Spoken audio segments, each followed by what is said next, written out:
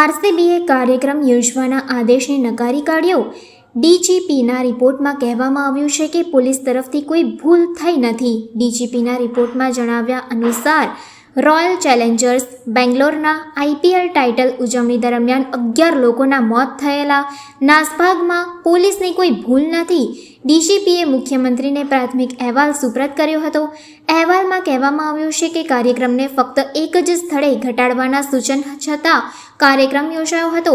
શક્ય તેટલું બધું કરવામાં આવ્યું હતું। રિપોર્ટમાં જણાવ્યું છે કે અચાનક જ ભીડ એકઠી થઈ ગઈ હતી। ભીડ એટલી મોટી હતી કે તેને કાબૂમાં લઈ શકાય તેમ ન હતું અને પોલીસ તરફથી કોઈ ભૂલ થઈ ન હતી। ફાઇનલની સવારે રસ્તા પર ઉતરેલા ચાહકોને કાબૂમાં લેવાનું મુશ્કેલ બન્યું હતું।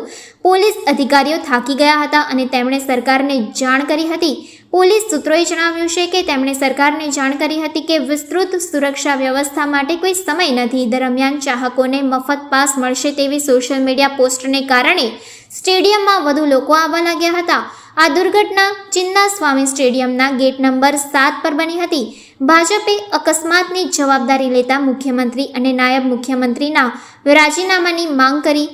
નાયબ મુખ્યમંત્રી ડી.કે. શિવકુમારે કહ્યું કે લગભગ 3 લાખ લોકો સ્ટેડિયમમાં પહોંચ્યા હતા। ચિન્નાસ્વામી સ્ટેડિયમની ક્ષમતા 35,000 છે, પણ આટલા બધા લોકો આવ્યા હતા। ગેટ નંબર 7 એ છે જ્યાં તમે તારાઓને આવતા જોઈ શકો છો।